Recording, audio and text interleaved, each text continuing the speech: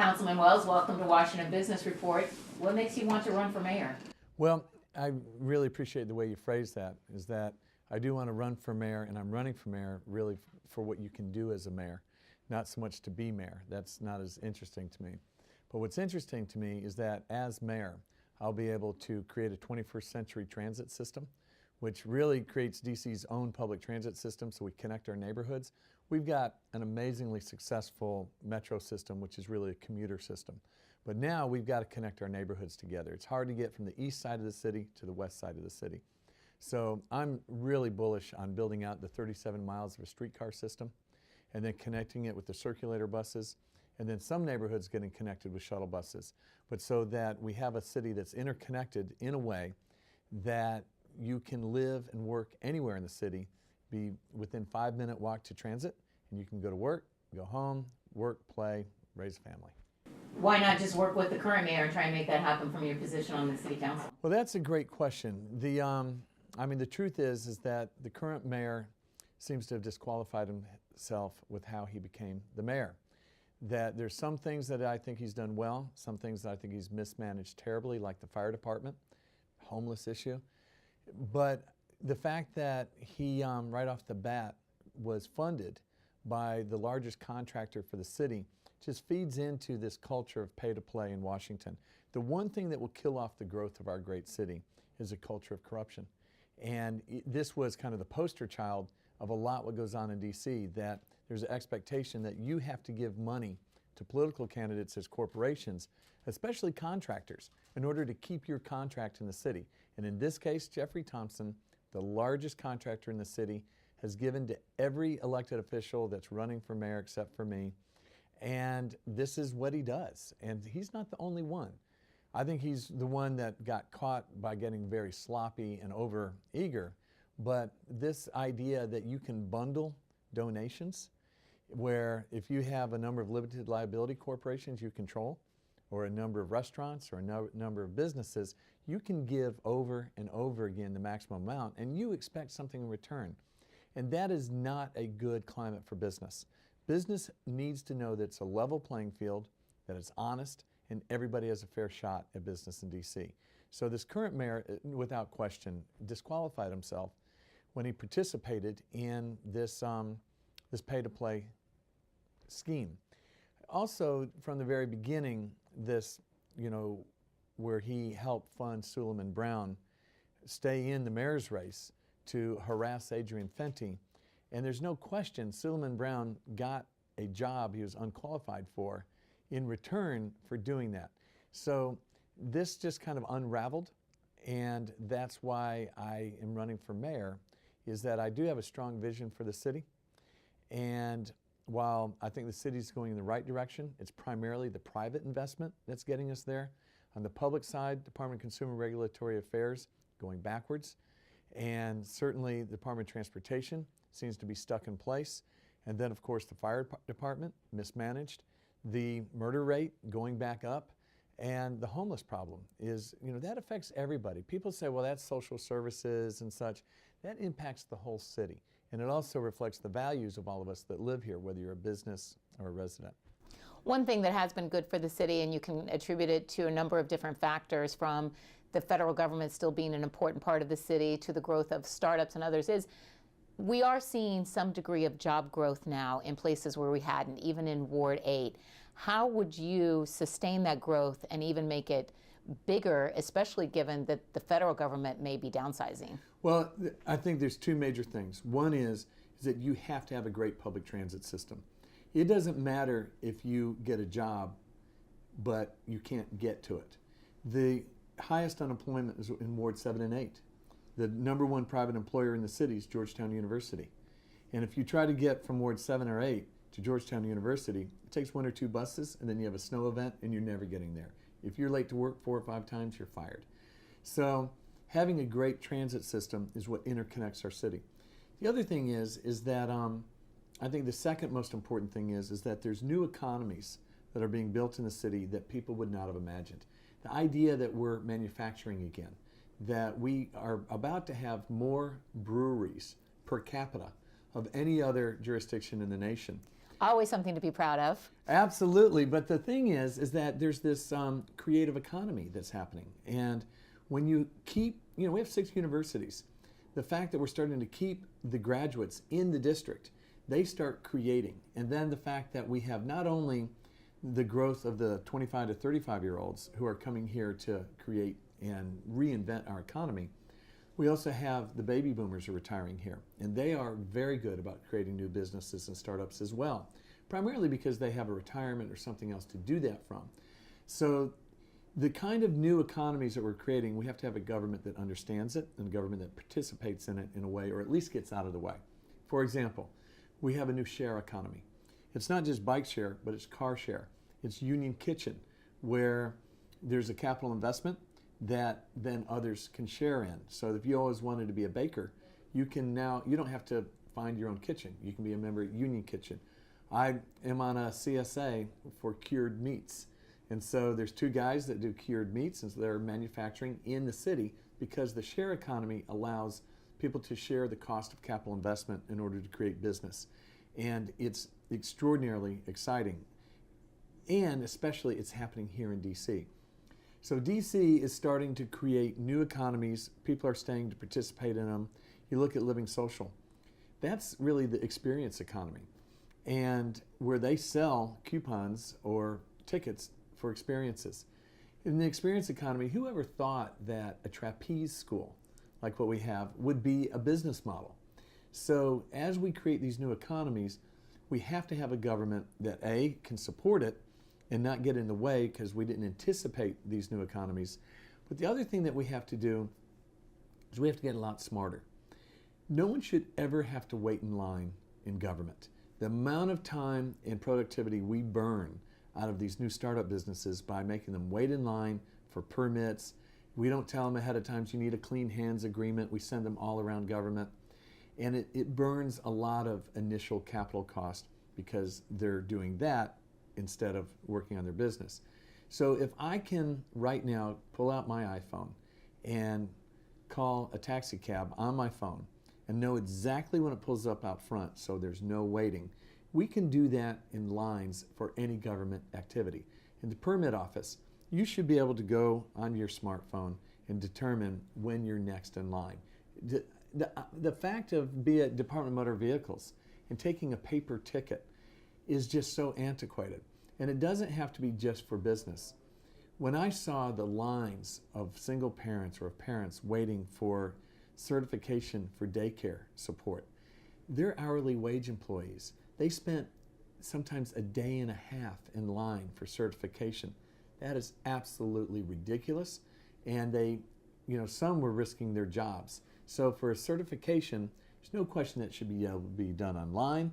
And if you have to show up in person, you should be able to get in line electronically on, say, a smartphone, and then you'll see when your time is up. You're going to be called next in about 20 minutes. Then you get on a metro or you walk or whatever it is and you go wait in line.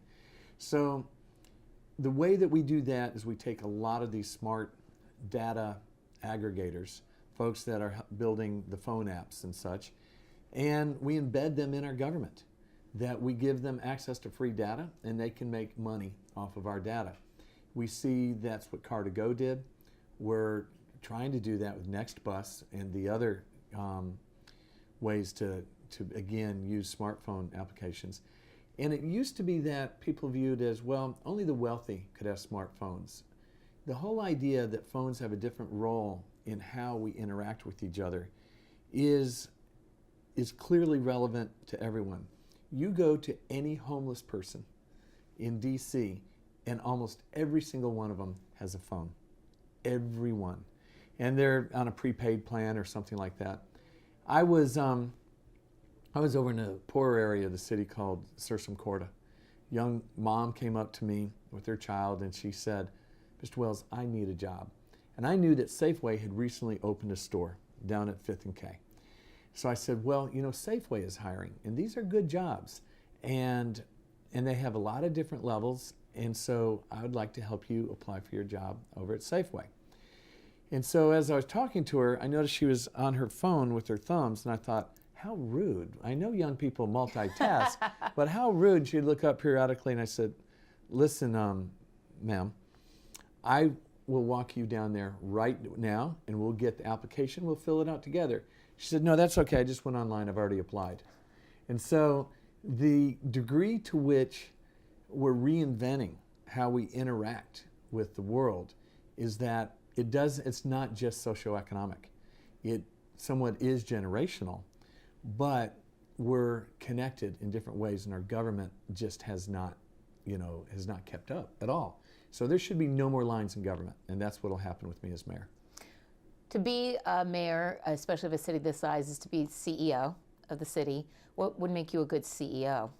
Well, a couple of things. One is that I would go back to hiring managers that are risk takers. We have gone back to the old kind of government where everybody just covers their rear. We're once again getting people saying, well, that's not my job, you'll have to call somewhere else. And so we will go back to hiring risk takers and folks that also understand not just the new economies, but how new communication works. I remember with Michelle Rhee that she was a superintendent or a chancellor where if I needed something as a council member, I would text her. And she would immediately get back to me, and then she would also text who's going to be responsible for that subject matter, and then they would get back to me. When I was on school board, we had a superintendent, a very good superintendent, but when I needed something, I would have to send a memo, get a meeting scheduled, and then he would have to be sure all the right people are in the room, and it would take 2 weeks to get a basic answer to a basic question. So you want managers that know how to communicate in real time, that are efficient, but also take risks. And a lot of times, they're not the people that work their way up at an agency. A lot of times, there's someone who has done well somewhere else that can bring those skills to their office. We saw that with Linda Argo at DCRA. She had never worked in a Department of Consumer and Regulatory Affairs, but she brought skills to begin to reinvent that office. And then, of course, they let her go with the new administration. So what makes me a very good CEO is that A, I can see and predict the trends.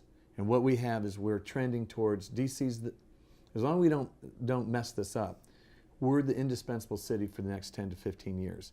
As the world has gone through an economic crisis, governments had to become more intentional and really centralized to manage not just America, but the world through the international crisis. So we've seen the government grow, and we've also, with the election of Barack Obama, a lot of people have come into DC that are public spirited, they want to do public service, and we see that in the businesses that are being created, that there's a social cause attached to these new startups.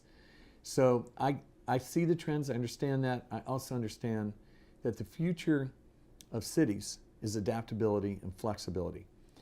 That downtown, Anthony Williams invited people to start living downtown, but there's no place for children to play. There's a lot of infrastructure that's not down there. You have to be sure you have things like great grocery stores and things that create what I call 5-minute living. And that's what draws people to cities, if you can create 5-minute living. And that's where you can walk to what you want in 5 minutes.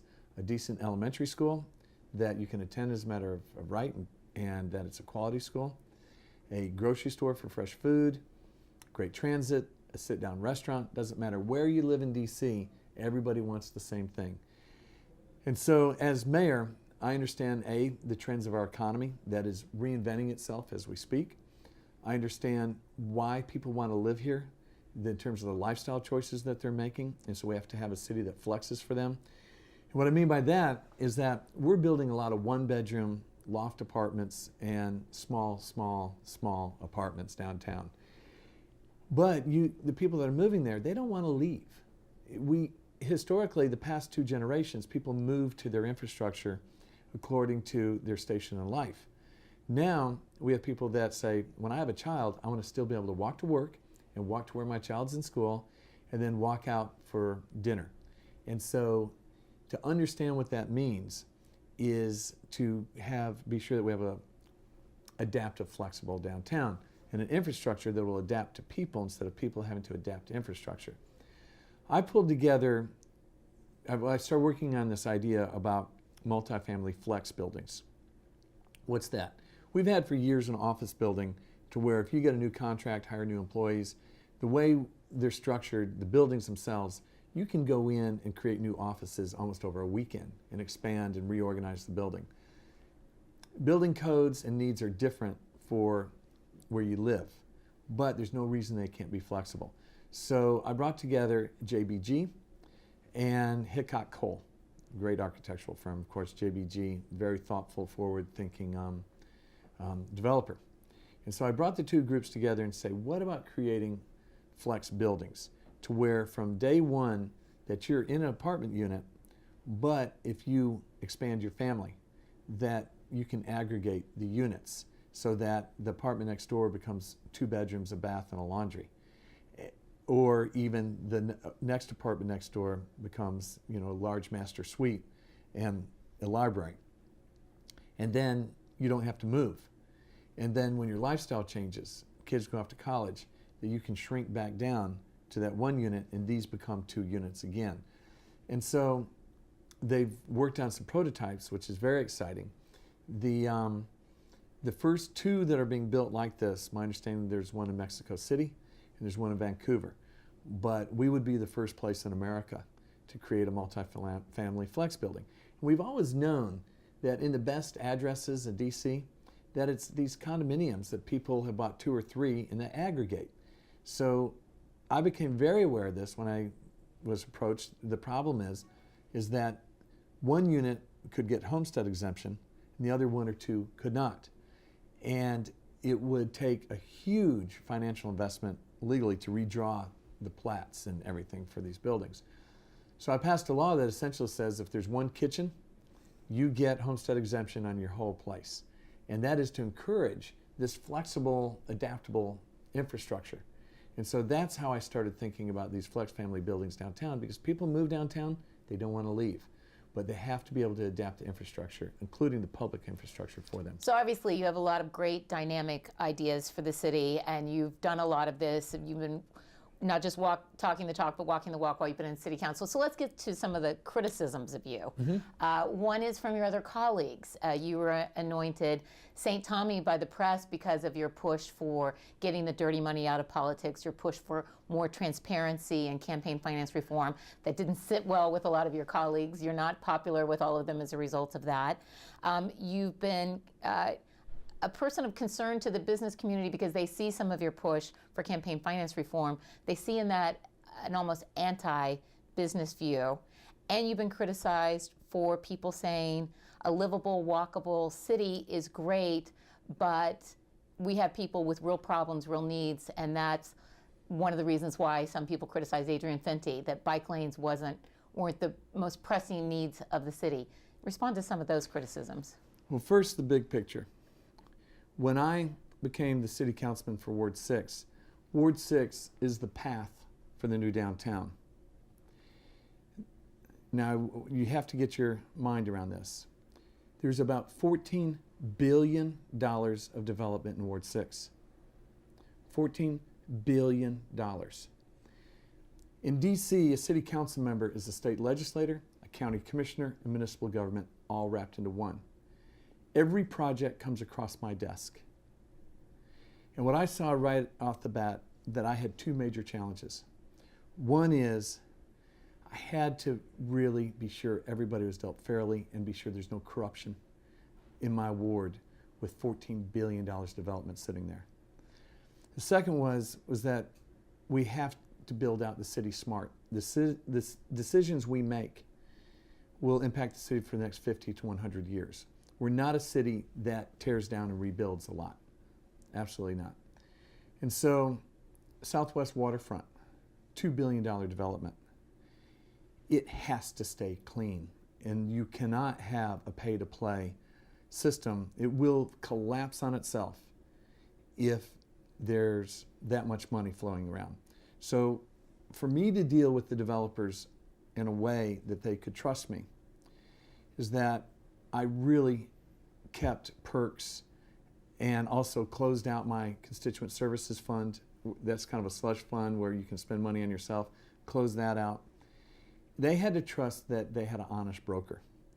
And so on the front of redesigning the city, because things change quickly, I hired a very innovative smart growth city planner person, and she brought in architects to be fellows in my office. So in working with Monty Hoffman, who I think is visionary and terrific, and a lot of people saw as kind of an upstart because it's such a big project. And let me tell you, there were folks that have tried to take that project away from him on the city council.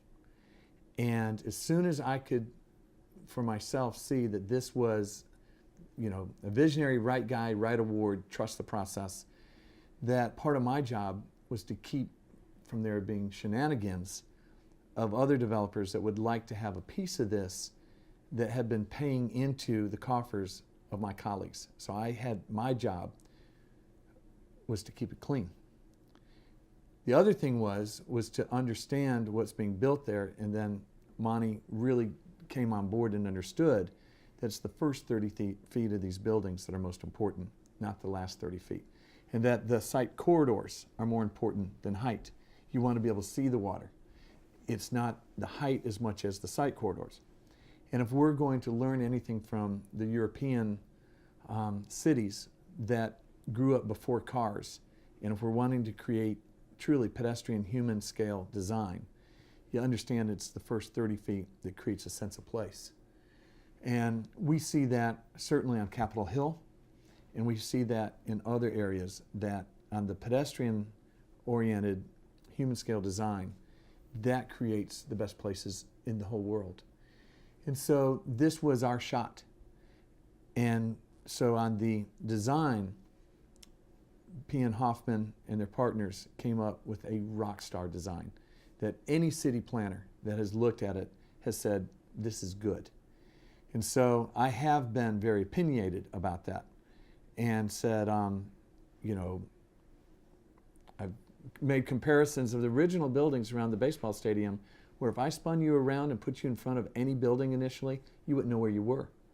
But it's the most multimodal neighborhood, new, small, mid-sized city we're building, and already we had messed it up. All the architectural design, when I was first elected, is on top of the buildings, which only makes a difference when you're driving or you're on the freeway.